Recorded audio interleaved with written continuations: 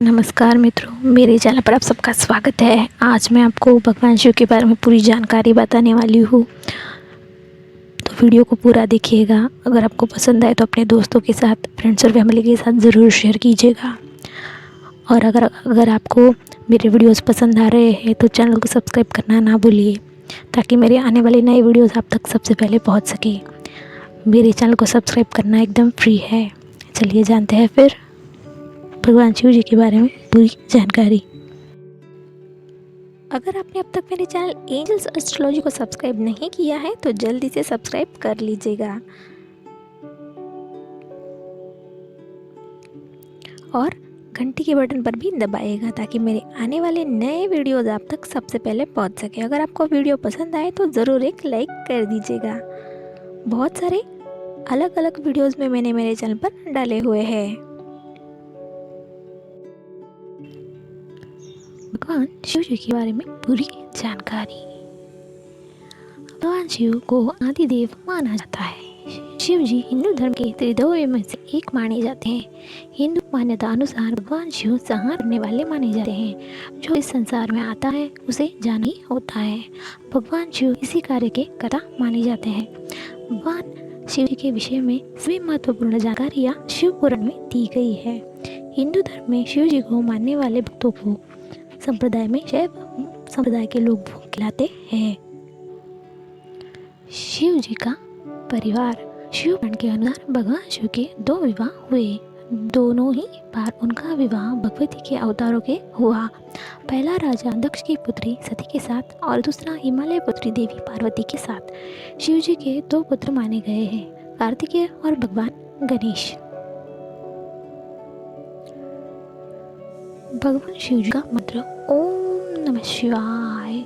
यह षडाक्षर मंत्र सभी दुख करने वाला मंत्र माना गया है। आप भी इस मंत्र का जाप कर सकते हैं। शिवलिंग। विश्व कल्याण के लिए भगवान शिव संसार में शिवलिंग के रूप में विद्यमान है। कहा जाता है कि शिवलिंग में साक्षात भगवान शिव जी स्वयं वास करते हैं। धरती पर भगवान शिव के 12 ज्योतिर्लिंग माने गए हैं। सोमनाथ। यह शिवलिंग गुजरात के सौराष्ट्र में स्थापित है। श्री शैल मल्लिकार्जुन मद्रास में कृष्णा नदी के किनारे पर्वत पर स्थापित है। शैल मल्लिकार्जुन शिवलिंग। महाकाल। उज्जैन में स्थापित महाकालेश्वर शिवलिंग, जहाँ शिवजी ने दैत्यों का नाश किया था। ओंकारेश्वर ममलेश्वर। मध्य प्रदेश के धार्मिक स्थल ओंकारेश्वर में नर्मदा के तट पर पर्वतराज विंध्य की कठोर तपस्या से खुश होकर वरदान देने के लिए यहाँ शिवजी प्रकट हुए थे, जहाँ ममलेश्वर ज्योतिर्लिंग स्थापित हो गया। नागेश्वर। गुजरात के दारोका वन के निकट स्थापित नागेश्वर ज्योतिर्लिंग है। बैद्यनाथ। झारखंड के देवघर में बैद्यनाथ धाम में स्थापित बैद्यनाथ शिवलिंग है। भीमाशंकर। महाराष्ट्र की भीमा नदी के किनारे स्थापित भीमाशंकर ज्योतिर्लिंग है। त्र्यंबकेश्वर। नासिक में, जो महाराष्ट्र में है, 25 किलोमीटर दूर त्र्यंबकेश्वर में स्थापित त्र्यंबकेश्वर ज्योतिर्लिंग है। कृष्णेश्वर। महाराष्ट्र के औरंगाबाद जिले में एलोरा गुफा में समित बैसल गांव में स्थापित है कृष्णेश्वर ज्योतिर्लिंग। केदारनाथ। हिमालय के दुर्गम भाग में केदारनाथ ज्योतिर्लिंग उत्तराखंड राज्य में स्थित है। विश्वनाथ। काशी विश्वनाथ। बनारस के काशी विश्वनाथ मंदिर में विश्वनाथ ज्योतिर्लिंग स्थापित है। रामेश्वरम में मद्रास में तिरुचिनापल्ली समुद्र तट पर भगवान श्री राम द्वारा स्थापित ये रामेश्वरम ज्योतिर्लिंग है। भगवान शिव की प्रिय वस्तुएं क्या क्या है, चलिए जानते हैं। भगवान शिव को आभूषणों में रुद्राक्ष का अहम महत्व माना गया है। मान्यता है कि त्रिपुरासुर नामक राक्षस के वध के बाद भगवान शिव के नेत्रों से गिरे हुए अश्रु बिंदु से वृक्ष उत्पन्न हुए और रुद्राक्ष के नाम से प्रसिद्ध हुए। भस्म। भगवान भोलेनाथ भस्म में रमते हैं। मान्यता है कि शिव जी की पूजा भस्म के बिना पूरी नहीं होती है। बेलपत्र। भगवान शंकर का एक नाम जो है वो भोलेनाथ भी है, क्योंकि वह बहुत जल्दी किसी की भी मनोकामना पूरी कर देते हैं। उनकी पूजा से 36 भोग नहीं लगते, वह मात्र भांग धतूरे बेलपत्र की चढ़ावा से ही प्रसन्न हो जाते हैं। कहाँ से आया भगवान भोलेनाथ के पास त्रिशूल और डमरू और नाग भगवान शिव का ध्यान करने मात्र से मन में जो एक छवि उभरती है वो एक वैरागी पुरुष होती है कि हाथ में त्रिशूल, दोनों दूसरे हाथ में डमरू, गले में सर्पमाला, सिर पर त्रिपुंड चंदन लगा हुआ होता है। शिव जी का त्रिशूल।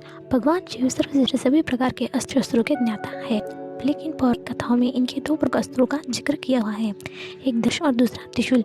भगवान शिव के धनुष के बारे में तो यह कथा है कि इनका आविष्कार स्वयं शिव जी ने किया था, लेकिन त्रिशूल कैसे इनके पास आया इसके विषय में कोई कथा नहीं है। माना जाए कि सृष्टि के आरंभ में ब्रह्मनाथ से जब शिव प्रकट हुए थे तो उनके साथ ही रजम और सत्य यह तीनों प्रकट हुए थे। यह तीनों गुण शिव जी के 3 त्रिशूल यानी त्रिशूल बन गए। इनके बीच सामंजस्य बनाकर बैराग बगैर सृष्टि का संचालन कठिन था, इसलिए शिवजी ने त्रिशूल के रूप में इन तीनों को अपने हाथ में धारण कर लिया। शिवजी के हाथों में डमरू। भगवान शिव के हाथों में डमरू आने वाली कहानी बड़ी रोचक है। सृष्टि के आरंभ में जब भी सरस्वती प्रकट हुई थी तब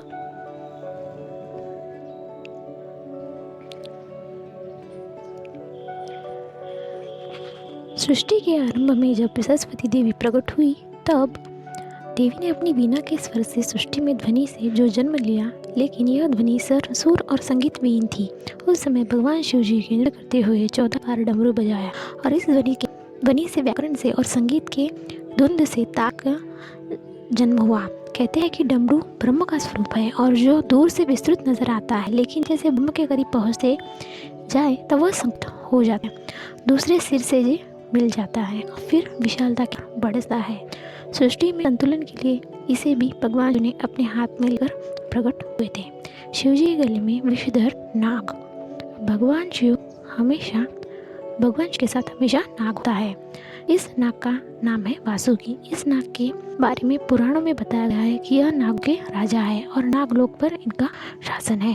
सागर मंथन के समय इन्होंने ही रस्सी का काम किया था, जिससे सागर को मंथा गया था। कहते हैं कि वासुकी नाग शिव के परम भक्त थे। इनकी भक्ति से प्रसन्न होकर जी ने इन्हें नागलोक का राजा बनाया था और साथ ही अपने गले के आभूषण में गले के पास लपेटने के लिए आभूषण का वरदान दिया था। शिव के सिर पर चंद्र। शिव पुराण के अनुसार चंद्रमा का विवाह दक्ष प्रजापति की 27 कन्याओं से हुआ था। यह कन्याएं 27 नक्षत्र है। इसमें चंद्रमा रोहिणी से विशेष स्नेह करते थे। इसकी शिकायत जब अन्य कन्याओं ने दक्ष से की तो दक्ष ने चंद्रमा को क्षय होने का शाप बता। इस शाप से बचने के लिए चंद्रमा ने भगवान शिव की तपस्या की। चंद्रमा की तपस्या से प्रसन्न होकर शिव ने चंद्रमा को प्राण बचाए और उन्हें अपने शीश पर धारण कर लिया। जहाँ चंद्रमा ने तपस्या की वही स्थान सोमनाथ कहलाया था। मान्यता है कि दक्ष के साथ ही चंद्रमा घटता बढ़ता रहता है। कैसे स्थापित हुआ प्रथम शिवलिंग? सभी भगवानों की पूजा मूर्ति के रूप में की जाती है, लेकिन भगवान शिव जी की पूजा लिंग के रूप में होती है। शिवलिंग पूजा के महत्व गुणगान कई पुराण में बताया गया है, ग्रंथों में भी बताया गया है। लेकिन आप जानते हैं कि शिवलिंग की पूजा परंपरा कैसे शुरू हुई? सबसे पहले किसने भगवान शिवलिंग की पूजा की थी? किस प्रकार शिवलिंग की पूजा की परंपरा शुरू हुई थी?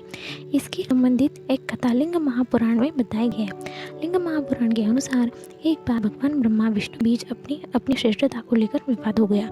स्वयं को श्रेष्ठ बनाने के लिए दोनों एक दूसरे से अपमान करने लगे। जब उनका विवाह बहुत अधिक बढ़ गया तब एक अग्नि ज्वालाओं में लिपटा हुआ भगवान ब्रह्मा और भगवान विष्णु के बीच आकर स्थापित हो गया। दोनों ने उस लिंग का रहस्य समझ नहीं पाए। उस अद्भुत लिंग का मुख्य स्रोत पता लगाने के लिए भगवान ब्रह्मा ने उस लिंग के ऊपर और भगवान विष्णु ने लिंग के नीचे और जाना शुरू किया। हजारों सालों तक खोज करने पर भी उन्हें उसका लिंग का स्रोत नहीं मिला कर दोनों देव फिर से वहीं आ गए जहाँ उन्हें लिंग को देखा था। वहाँ आने पर उन्हें ओम का स्वर सुनाई देने लगा। वह सुनकर दोनों देव समझ गए कि यह कोई शक्ति है और उस उगे स्वर की आराधना करने लगे। भगवान माँ और भगवान विष्णु की आराधना से खुश होकर उस लिंग भगवान शिव प्रकट हुए और दोनों देवों की सद्बुद्धि का वरदान दिया। दोनों देवों का वरदान देकर भगवान शिव अज्ञान हो गए, एक शिवलिंग के रूप में स्थापित हो गए। लिंग महापुराण के अनुसार वह भगवान शिव का पहला शिवलिंग माना जाता है। जब भगवान शिव वहाँ से चले गए और वहाँ शिवलिंग के रूप में स्थापित हो गए तब सबसे पहले भगवान ब्रह्मा और विष्णु ने उस लिंग की पूजा अर्चना की। उसी समय से भगवान शिव की लिंग के रूप में पूजा करने की परंपरा शुरू हो गई। तो इस वीडियो में इतना ही। अगर आपको वीडियोस पसंद आ रहे हैं तो अपने दोस्तों के साथ, फ्रेंड्स और फैमिली के साथ ज़रूर शेयर कीजिएगा। वीडियो देखने के लिए धन्यवाद।